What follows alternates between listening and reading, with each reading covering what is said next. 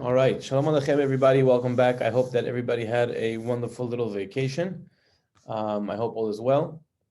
I hope your families are well. And Be'ezat Hashem, we should only hear good things from each other for many, many years to come.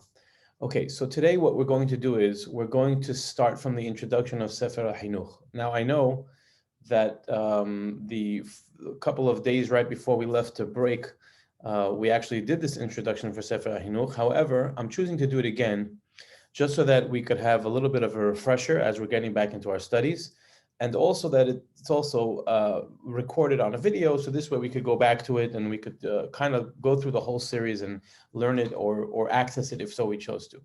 So just by way of introduction, as I shared with you many, many times, Sefer Hachinuch is one of my favorite studies. And the reason being is as follows. We have been blessed with a beautiful Torah. We've blessed with a Torah that has a tremendous amount of information, a tremendous amount of knowledge. And when we think about the Humash, when we think about just reading what the Torah says, so it might sound like it's just a storyline or a book of straightforward laws. Storyline, the entire Sefer Bereshit for the most part, is the story of Adam Rishon, creation of the world. And then we segue into Noah and the flood and the terrible loss of so many lives. And then we fast forward to Avraham Avinu and all that happened in his time. And then Akedat Yitzhak, and then after Yitzhak is born, you have Yaakov and you have Esav, and then you have the whole altercation between them, and Yaakov runs away, and he gets tricked by Lavan, and he marries Rachel and Leah, and he has all his children, and he comes back to meet the messenger of Esav, and then Avraham dies, and oh, so much going on. There's so much going on. But it all sounds like stories. And then when you go into Sefer Vayikra and some of Sefer Shemot as well, of course, Sefer Shemot has Yitro, Parashat Yitro, which is the 10 Commandments. Lo tignov, lo tigzol, straightforward. Lo tignov, lo tigzol, lo tirtzach, lo tinaf, boom, boom, boom, don't, or do, kabed avicha v'timecha, shamor et Shabbat, right? It sounds like it's very, very straightforward. It sounds like the Torah, which is supposed to be our manual, as we described in the Torah pyramid, that the purpose of the Torah is to be our manual. It sounds like it's very straightforward. And it sounds like it's very dry to a certain extent and even simple to a certain extent. Because when you read through Sefer Bereshit and you talk about Avraham Avinu and you talk about Yitzhak Avinu and so on and so forth, it sounds like it's just very straightforward and there isn't that much going on. So what I'd like to do is I'd like to study not what the mitzvot are, because that we have in front of us, but rather the reasons behind the mitzvot. Why do we perform the mitzvah? What's the best understanding that we could derive from the Torah regarding the mitzvot? And I feel that it's very, very important on a few levels, and we'll talk about this again in just a few minutes, but I feel that it's very, very important to know the reasons behind the mitzvot, because A, when we're educated, then in the future, if and when we're going to be faced with challenge from other people or other situations that we might be in, or even personal challenges that we might have with the Torah, then the education that we have for the mitzvot is going to give us that strength to continue observing, to continue believing, to continue learning and giving over the mitzvot. So for example, if we're challenged with kosher, and we don't know the reasons why we're supposed to eat kosher, we don't understand the idea behind kosher, and now we go out to a restaurant or we go to a business, right? We're working in a firm, we're working in an office, we own an office, whatever the case may be, and we have a New Year's party or we have a get-together for someone's engagement that we're throwing for somebody in the office. And lo and behold, somebody serves non-kosher food. So we have a challenge. Do we eat this? Do we not eat this? When we look at it, the chicken that's on the table, that's not kosher, and we look at the chicken that's on the table in our home that is kosher, what's the difference? Both the chicken, it's both edible, it's non-poisonous, non-toxic. What's the difference? Why do I have to eat specifically the chicken that my wife serves me at home that's kosher?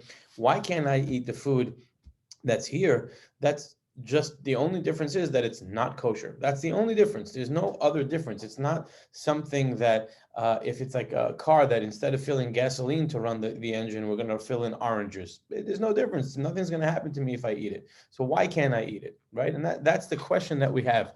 And when we don't understand the reasons behind the mitzvot, when we don't get the depth behind why is it that we do what it is that we do, it's very hard for us at times to fight that battle. It's an uphill battle that we might lose because we might cave in and say, oh, it's a big deal. Come on, look, these guys are eating it. Nothing happened to them. I could eat it as well.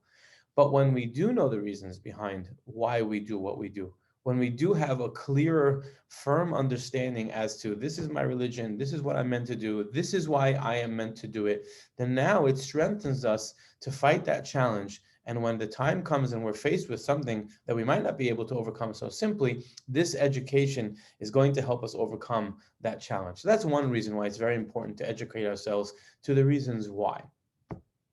Another reason why I think that it's very, very important to have the education is because by us knowing, it's going to motivate us to give it over to our generations coming forth, right? When a person has the idea of why is it that I perform the mitzvot, the beauty behind the mitzvot and the understanding, now when we raise our children, we want to make sure that they also have this gift that we were given. Meaning to say that a lot of times we do certain things because that's what my dad did, because that's what my mom did, because that's what I'm used to seeing in my home, because I don't know different, because I was never told differently, because I was taught this in school. Right now, as a high school teacher, I come across this all the time, and I share this with you in the classroom, where there's something that I like to describe as the kindergarten level of doing mitzvot, right? That means that when we were in kindergarten, then we were told the stories of Avraham, Yitzhak, Yaakov, Yosef, Shlomo, David, Moshe, Aharon, Shemuel Hanavi, right? So many different biblical stories that we were told, so many different halachot that we were told, lighting the Shabbat candles, eating kosher, putting on Tephylline, putting on talit, right? We could go on, tzedakah, so many different mitzvot, blowing shofar, fasting on Yom Kippur, the list goes on and on. But the fact of the matter is that when we were younger in kindergarten, first, second, third, fourth, fifth, eighth grade, we were given a certain level of understanding that matches our ability to understand. Now that we're growing older and we are hopefully transforming into adults, and eventually we'll make it to be adults and understand things on a whole different level. So we also need to understand the mitzvot on a different level. So the education that we are now going to gain by understanding the adult level and the adult version of fulfilling mitzvot could be not a contradiction, but slightly different to what we thought when we were younger, because it is explained to us now in a level that we can understand and appreciate, which now we'll be able to give over to our children moving forward. And when they grow up with the reasons as I don't just light Shabbat candles because my mother lit Shabbat candles. I don't just put on a kippah because my father said, or because in school, if you don't wear a kippah, then there's a fine, or you get in trouble, or whatever the case may be. I light Shabbat candles because I understand the reason why I'm supposed to be lighting Shabbat candles. I wear a kippah because I understand the reason why I'm supposed to be wearing a kippah. And then what ends up happening is, like I said, reason A is now we have strength to fight that battle. And reason two is we give it over to our children with education, with a proper foundation. These mitzvot are going to be kept for much longer, for many more years to come. And finally, one other reason as to why there is benefit to understanding the mitzvot is because it raises the quality of our observance, which also raises the quality of our reward. Okay, so this is more of a selfish reason, a direct selfish reason, which the Mishnah in Pirkei Avot tells us that we shouldn't really perform mitzvot in order to get the reward for them. But ultimately, at the end of the day, we do, as human beings, have this inside of us to keep mitzvot in order to get me reward, or anything that we do for reward. We help somebody out because we want to get a thank you. We're very nice so that this way we could be praised, right? It's human nature. It's something that we were designed with by God. And so at the end of the day, when we perform mitzvot with knowledge and education and understanding on a deeper level to what these mitzvot are, so now also the reward that we receive from Hashem is that much greater. And there's a lot to say about that. There's a lot to say about getting a reward for a mitzvah that you did. And when you taste it, and when you do the mitzvah with the new level of knowledge, right? There's a difference between lighting Shabbat candles because My mom lit Shabbat candles, and I always was told to stand next to her, and I was told to cover my eyes, so I covered my eyes. And now I do the same. I light the Shabbat candles, I cover my eyes, and then I go about my day. Versus understanding Shamor, V'Zachor, each candle represents a different word in the Torah, and when we cover our eyes, it's really a function of having some type of level of meditation or isolation so that I could pray, because the candles that illuminate the home will illuminate our lives with blessing. And I want to have concentration and a moment to speak to Hashem and to bring that sanctity of Shabbat onto me. And therefore, I now could ask Hashem for something that is in my benefit or in the benefit of my family. I mean, there's a lot more to Shabbat candles than just light and go, right? And there are also more reasons as to why we light Shabbat candles. And we'll talk about that when we get there in the halachot. But the point that I'm trying to make is that when you have a taste, to when you taste the mitzvot and the deeper reasons behind the mitzvot, and we gain an understanding to the deeper reasons behind the mitzvot, so now our reward is on a whole other level, because we're keeping it with a different heshech, with a different feeling of motivation and inspiration, and therefore we're going to be paid accordingly. So there are a bunch of benefits to learning the reasons behind the mitzvot, and for many, many years, Moshe Rabbeinu gave the mitzvot over to the Jewish people, to Bnei Israel, and that was given over father to son, rabbi to student, and so on and so forth. And then eventually came across an individual, which again, I'm giving you a little bit of a sneak peek, and then we'll see it in writing so that when you take the notes down, it'll be in front of you and easier for you to write down. And then came an individual in the 1800s who wrote a book called Sefer Hachinuch. And this book was the reasons behind the mitzvot. So he didn't make up the reasons. It's not that he sat there and said, what's the reason to this mitzvah? This is the reason. These are reasons that were given to us by Moshe Rabbeinu initially when HaKadosh Baruch Hu gave the Torah to Bnei Israel. Then this was given to Bnei Israel initially by Moshe Rabbeinu, and it was handed down or passed down eventually to be written by this individual who is anonymous. And this was a gift from a father to his son for his bar mitzvah. And this is something that I do want to stress, this point of a gift from a father to a son for a bar mitzvah. You know, I always ask my students, if I had to put together a list of what would you want for your bar mitzvah or your bat mitzvah, and I do this through our classroom when we're live and everybody's together in the classroom. I go one per person and ask. I get a lot of different answers. Some people tell me a nice watch. Some people tell me a nice suit. Some people tell me a trip around the world or a trip to Eretz Israel. And everybody has their idea of what they would want for their bar mitzvah or bat mitzvah. But to date, I haven't heard anybody who said, please give me a book. I'd love to have this book of mitzvot, right? And just to show you the relationship between the father and the son back in the 1800s, I'm not saying that this is a rule for everyone in the 1800s. I'm saying that in this specific situation, the father gave his son a book that had the reasons for the mitzvot.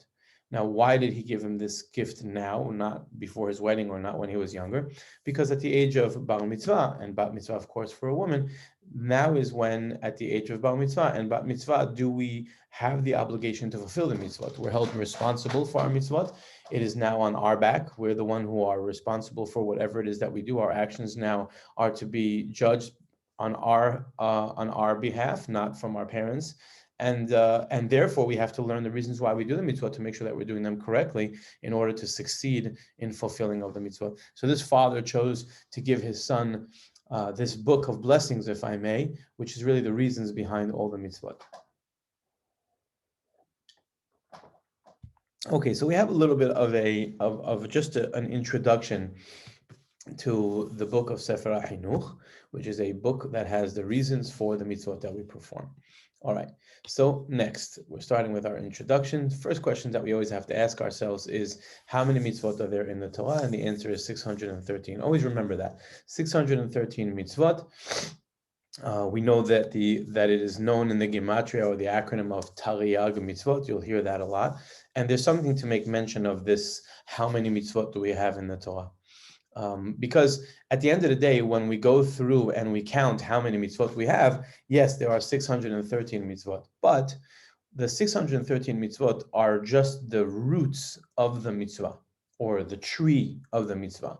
Because then from the root or the tree, now you have branches and fruits, and that really extends to a whole nother level. So it's very important to make sure that we understand that when we talk about a mitzvah, we talk about the mitzvah of Tephylline, just using that as an example of the mitzvah, right? You have the mitzvah of Tephylline. The mitzvah is to don Tephylline. Ukshatam leot al yadecha, vehayu letotafot ben einecha. You shall don them, or you shall tie them on your arm, and they shall be donned between your eyes. Great. So now we could talk about the specifics of where is the arm, where is the eyes, between the eyes, and all that. That's great. When we learn the mitzvah of Tephylline, we'll elaborate on that. But what I'd like to elaborate on now is, one second. When you look at the finished product called Tephylline, you see that you have this black box that's made of animal skin, and it has two straps, or it's really actually one long strap, but it has this strap, and then it has parchment inside, and it's sewn together. That's it, right? Right. On a simple level, just looking at it, that's what the mitzvah is, Tephylline.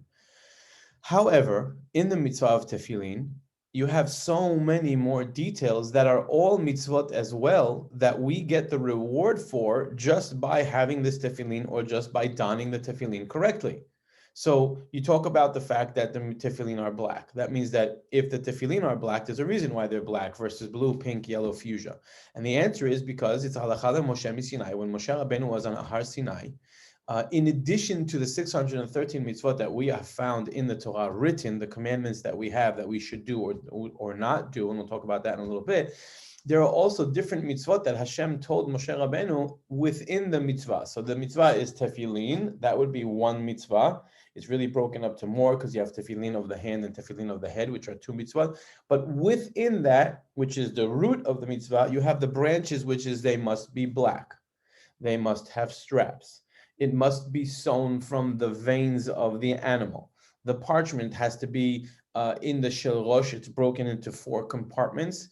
And in the shel yad, which is what we've done on our hands, it's only 1 compartment. So it's one long parchment that's on the arm, and then you have 4 compartments that are separate parchments that is found in the tefillin shel rosh. And that's why you see that there's a line on the shel rosh, and the box of the shel yad is complete. And you have to have a knot, and that knot should look like this, and it should look like that. And on tefillin shel rosh, there should be a shin, and on shin on one side has 3 legs, on the other side it should have 4 legs. Again, all these are mitzvot. Now the Torah doesn't say all this. When you look at the Torah, all it says is ukshartam leot al yadecha vehayu letotafot ben einecha. That's all it says, right? But then, and that's the branch. That's the tree. That's the stem. That's the main fundamental part of the mitzvah that the Torah tells us about. And then you have the branches and you have the fruits. Okay, you have all the extra parts of the mitzvah, which are all just as much the mitzvah, because a person who has the box without straps can't fulfill the mitzvah. A person who has tefillin that are not black can't fulfill the mitzvah. These are all obligatory details in the mitzvah. So when we talk about how many mitzvot are there in the Torah, yes, there are 613 mitzvot.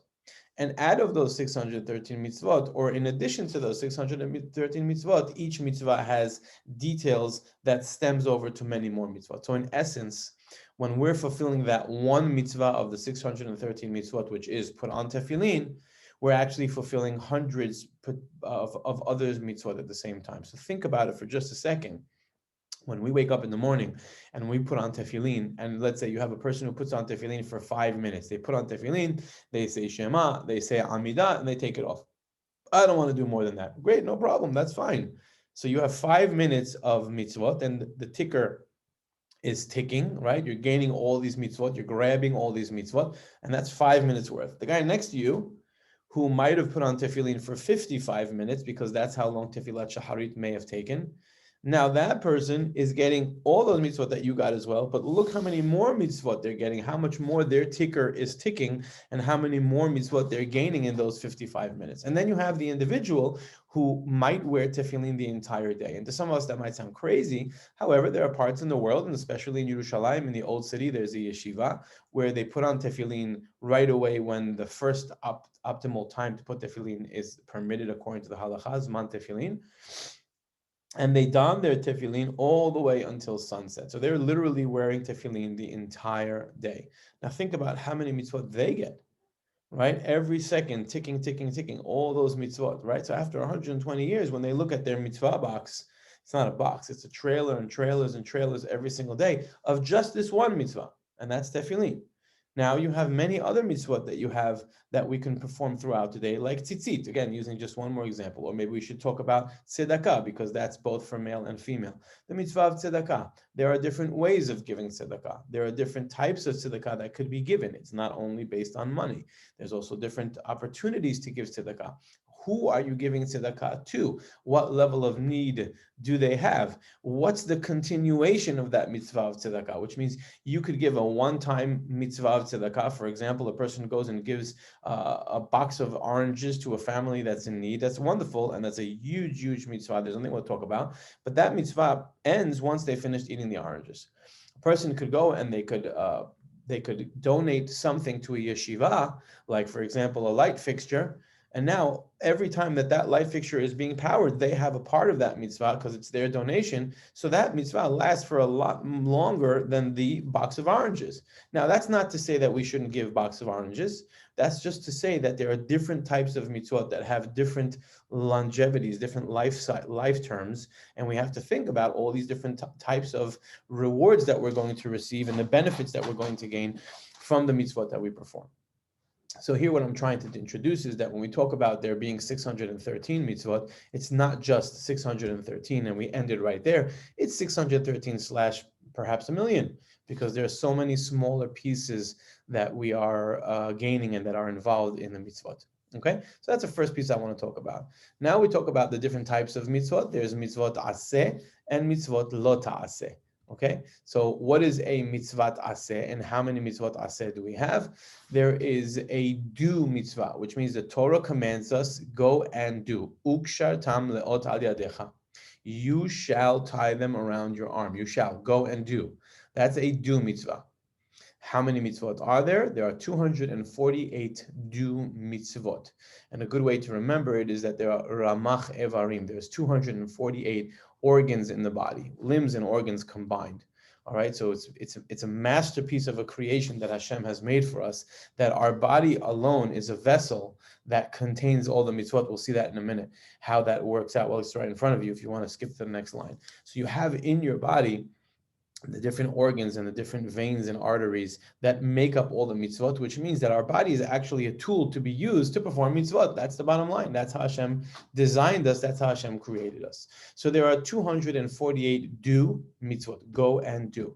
And there are 365 do not do mitzvot, refrain from. Lo tirtzach, do not kill. Lo tignov, do not kidnap. Lo tinaf, right? All these different mitzvot of do not desecrate the Shabbat, do not say God's name in vain. Kabed et avicha ve'et imecha, you shall honor your parents, is a do mitzvah. Go, get up and do, right? You have to go and be proactive towards performing the mitzvah. So the mitzvot after 613, which is the total number, are broken up into two parts. And then there's the do mitzvot, which is 248. And there's the do not do's, which is 365.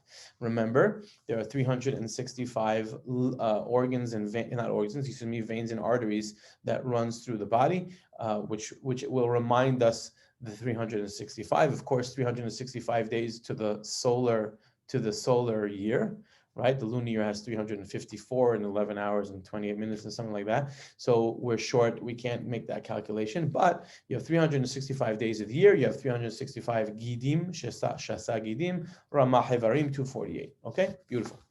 What is an example of a do mitzvah? Tefillin, and that's why I chose this mitzvah initially, because I know it's gonna, I've seen this slide before I showed it to you. Okay, I also happen to put it together. And then the example of do not do is do not steal. Okay, very straightforward and pretty simple. Do not steal, that would be a do not do. And there are many other do not do mitzvot, and there are many other do mitzvot that we could put together as well. That would be biblical, right? There's a difference between biblical mitzvot and rabbinical mitzvot. A biblical mitzvah is like we're sharing tefillin, and then you have rabbinical mitzvot, which is a mitzvah that the chachamim our sages have implemented for us because of the fact that they knew that that would be the best way or the best route for us to observe the biblical mitzvot. So basically, a very, very, very, very important point that has to be mentioned, because this is something that I've come across many times with students, and in general, people a lot of times have this question, and we ask ourselves, hey, so can I just choose to do the biblical mitzvot because the Torah is so much greater than the Rabbanim, than the sages, than mankind? And the answer to that is absolutely not. The answer to that is that the biblical mitzvot and the rabbinical mitzvot are 100% equal. You cannot say that one is greater than the other, although there are times where when you put them both on the scale under certain circumstances, we will say better transgress on a rabbinical law than on a biblical law when that is an option, right? But that's not to say that one is greater than the other. That's when we're looking for leniencies, then look for leniencies first in rabbinical laws, then in biblical laws. But it doesn't mean that they're greater than the other or one is not as valuable as the other. So it's very, very important to know that if we have this approach, and I'll be happy to discuss this in the classroom or on one of our Thursdays, Shoot the Rabbi, if anybody has this type of question as to why is it that I have to keep the rabbinical laws, or can I just choose to keep the biblical laws and not the rabbinical laws, because what's the difference between the rabbis and me? We're both human, we're both the same. Humans make mistakes and so on. So the answer to that on a very simple level is that you can't have one without the other. It's very simple, it's very straightforward. The Torah was given to us in a way where the details are not shared in the Torah. Period. Very simple. You cannot take a mitzvah like Tephylline, for example, and learn the entire mitzvah from A all the way till Z just from using the Chumash. If you open the Chumash and say, okay, let's perform the mitzvah of Tephylline. That's it. That's the whole kit and caboodle in one sentence. All right, where does it say how long it should be worn for? Where does it say what's the earliest it could be worn for? What's the latest time it could be worn for? Where does it say what color it has to be? How many straps it has to have? Does it even have to have straps? Where do you get all that? Okay, and the answer is that you don't get it from the Bible, from the actual text of the Torah, but rather it's from Moshe Rabbeinu, who passed it on to Chachamim, and of course it all comes from HaKadosh Baruch Hu, which is the key point here, that the mitzvot are all coming from Hashem, no matter whether it's written or it's not written. Ultimately, it's all coming from Hashem, and therefore it's very important for us to know that you can't just come and say, oh, I'm only going to keep to the rabbinical mitzvot, the biblical mitzvot, because the rabbis, they're just people. Yeah, there is such a concept of rabbis are people, and when we look at today's rabbis, you're right, which means that if you're comparing the concept of rabbi, the word rabbi, that would be correct. That's a mistake. We shouldn't really say the rabbis who instituted the halachot from the Anshe Knesset HaGedolah and before, the men of the Great Assembly, and prior to that, till Moshe Rabbeinu, you can't say that these are the same people that are walking around today. You're right. It's a whole different league. They're not comparable. I don't know if we could even use, again, I'm saying this in a very simple way, that we could use the same word rabbi and apply it to both sets of people. Fair enough. I could agree to that 100%. But at the same time, I'm not going to come and say that because the halachot that were given to us by the Anshe Knesset HaGedolah or by our Chachamim, our sages, they're human, therefore they're not as important. And the reason why I say that is because the way that it was designed by Hashem is that all these halachot that were given to us by Anshe Knesset HaGedolah or by our Chachamim are divine. It's not they sat there by their lunch table saying, let's think of some laws to give the Jewish people. Let's do this one. This one sounds like a good one. Absolutely not. On the contrary, it is a tube that goes from Hashem straight into their brain and out to us. So in essence, it's Hashem who is projecting himself through the Chachamim. So there is no difference between the Torah, which is straight from Hashem, to Divrei Chachamim, which is straight from Hashem as well. Okay, the only reason, or the reasons, one of the reasons why it wasn't put into the Torah is because the Torah is everlasting. It is a timeless piece of art or a piece of work. And therefore, if Hashem were to give the details in the Torah for the mitzvot, then we would be limited to its understanding because it would be limited to the time that it was written. Now that we do not have the details of the mitzvot in the Torah does not tell us point for point every single mitzvah and every single detail of the mitzvah, then now we can adapt it as we feel need as the years progress. So right now, believe it or not, we're in the year 2021. And now there are new innovations, there are new inventions. Okay, something as simple as the Apple Watch or a smart watch. Can we wear a smart watch on Shabbat? Right? The Torah doesn't talk about watches because at the time of the Torah, they had sundials. They didn't use watches, definitely not on their wrist. So now we don't know whether we could use this or not. And now if we want to go to the Torah and we want to look at the Torah and say, Torah, what do you tell me about using a smartwatch? Well, it doesn't say anything about smartwatch there. So therefore, there's no way that I could learn the halachot of smartwatch regarding Shabbat. And I actually recall when the first smartwatch came out, and one of the students in high school came to my office and said, "Hey, Rabbi, look, I just bought this watch. Am I allowed to wear it on Shabbat?" And that was a great question. It was a very good question because we didn't really understand yet how it worked. So we had to investigate and we had to study it and we had to speak to the manufacturer and get an idea of what happens when it's on our wrist. Is it doing something at all times? Is it measuring something at all times? What's happening with this watch? Is it connected to some type of GPS or not? And over time, we learned and understood the different operations of these smartwatches, and then we were able to give the psak halacha or to determine whether or not it could be used or not on Shabbat. Okay, and the answer will be found in our Shut Rabbi, if you'd like to know the answer. But the point that I'm trying to make is that if the Torah just gave us the details to the mitzvot, we would be limited nowadays, okay, thousands of years later, we would be stuck because we would have no way to understand how to keep the Torah because of the evolution of technology and environment and history, right? We'll talk about just this past year, not this year, but the past year, 2020, and the challenges that it brought to us. There's a lot of different halachot that we needed to know on the spot as to how do we deal with a pandemic. Halachically, there were a lot of halachic questions that were relevant on so many different levels. So many, whether it was Shabbat, whether it was family purity, whether it was kosher, whether it was prayer, whether it was minyan, so many different halachot that we had to know that if the Torah was just going to tell us the details to that one mitzvah, then we would be limited to the understanding and ultimately not be able to understand the halachot to the way that we need it today. That being said, the Torah doesn't give us the details, and the chachamim who filled in all those blanks are coming straight from Hashem. So it's very, very important to know that when we talk about the mitzvot, the halachot, and we talk about biblical versus rabbinical, I don't know if it's verses. I think it's fair to say that they're both the same. There will be times where we'll choose one over the other, and that's the exclusion to the mitzvah as opposed to the normal way of going about it. Okay, all right, let's move on to the next point.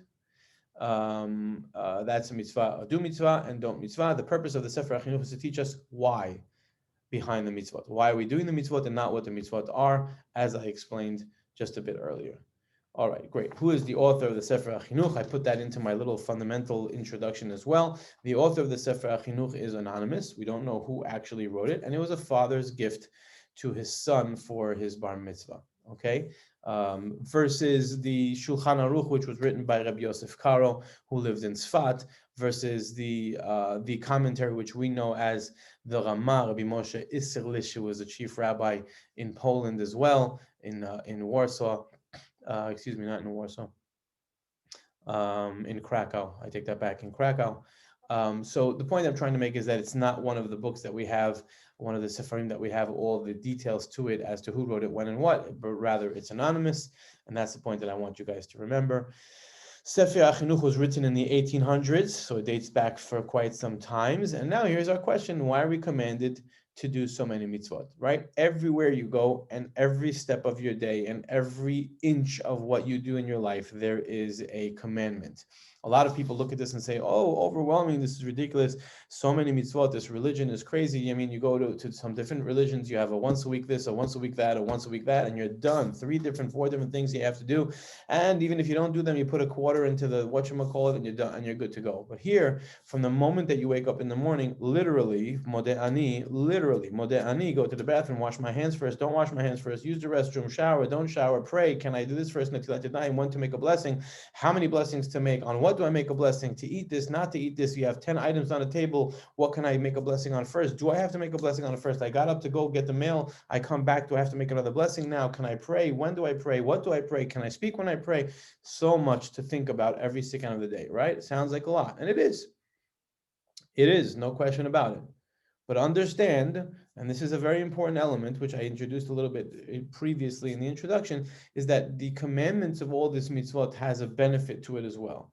although we see it as, sometimes we see it as restrictions or overwhelming information or responsibilities beyond our comfort level and our normal, but at the same time, remember that having all this mitzvot has a benefit. One of the benefits is the rewards, the amount of rewards that we get. The more you do, the more you get. And also remember the fact that it makes your life easier. Why does it make your life easier? Because the more that we have to choose, the more there is struggle, challenge, and difficulty in the choices we have to make. But the less that we have to choose, because it's chosen for us, the less we have to worry about all the things that we have to do. So for example, on a Monday morning, when you wake up and you don't have a choice because you have to go to school, life is easy. You know exactly what you have to do, and you know exactly how you have to get there. You know what you need to do to get to the goal. But when you wake up on a Sunday morning and there's so many options because there's no school or maybe no work, so now you're thinking to yourself, what should I do today? That's a great question. There's so many different things I could do today. So I get stuck. I'm not really clear as to what I could do. So here the Torah comes and says, I'm going to set your life. I'm going to give you everything prepared for you, that all you need to do is wake up in the morning and follow these orders, follow these laws, and your life will be that much easier because your choices are made for you. Now, of course, I know that on paper it sounds like it's a great plan, but when it comes to actually materializing the halachot, it's challenging, because we have something called a yetzer hara, all right, the evil inclination or the yetzer hara, which really is a motivator. Okay, so think about it. When we have challenge to something, it actually pushes us to overcome the challenge. It makes us a greater person. So the yetzer hara is there to make us better people by way of challenging us to the things that we're supposed to be doing. So even though it would have been a lot easier to live life without the yetzer hara, but then the question is, would we actually push ourselves to do what's right? Because if there's no wrong, why should we do what's right? Right? But when you have a wrong and you could stay away from that to do what's right, so there's some type of element of success and there's an element of accomplishment and so on by pushing ourselves to do what's right. So the yetzer hara is actually, in some ways, as per Rav Dessler in Michtav Miliau, good for us because it's that springboard that pushes us to get better. So why are we commanded so many mitzvot? Rabbi Hananiah ben Akashia Omer, this is one of the reasons, although there are others. רצה הקדוש ברוך הוא לזכות את ישראל, לפיכך הרבה להם תורה ומצוות, שנאמר, אדוני חפץ למען צדקו, יגדיל תורה ויאדיר. Rabbi Hananiah, the son of Akashia, says, God wanted to give us merit. He wanted to merit the Jewish people. רצה הקדוש ברוך הוא לזכות את ישראל. Hashem wanted to merit the Jewish people. לפיכך, therefore, הרבה להם תורה ומצוות. He gave us an abundance of Torah and mitzvot. Not one, not two, 613/1,000,000. שנאמר, as it says in the pasuk in Yeshaya, Hashem chafetz leman tzidko yagdil Torah v'yadir. Hashem loves, He wants to give righteousness and goodness. So therefore He gave an abundance and greatness to glorify and expound on the mitzvot that we have. So one of the reasons why we were given so many commandments is it makes life so much better because you get so many more rewards and you have so many merits. You walk through the door to your house, you have a mezuzah, you give a kiss to mezuzah, you acknowledge that. You go into your kitchen and you say hi to someone, you get a mitzvah for there. Literally everything that we do and we could do, we get reward for. It's basically a way of Hashem saying, I'm hanging free candy everywhere you go in the room. All you got to do is grab it, right? Who wouldn't want that? Or free dollars for those of you who don't like candy. Free $100 bills hanging everywhere. You walk by the door, there's a $100 bill. All you got to do is kiss the mezuzah and you gave the $100 bill. You walked in and you said hello to someone, you made them feel good, or you gave tzedakah to someone by way of helping them or giving them $1. You gained another $100. I mean, everywhere you go, you have these $100 waiting for you. Every time of the day, there's something else. You have so many opportunities to gain this positivity and gain all this money or candies or reward. Who would want it? Hashem says, I got you. I'll take care of you. I set it up for you. It's all waiting and ready for you. I did this because I want to give you all this good. All right. We're going to end over here on our introduction, and tomorrow, Be'ezrat Hashem, we're going to continue. Have a wonderful day, and we will continue tomorrow. Excellent.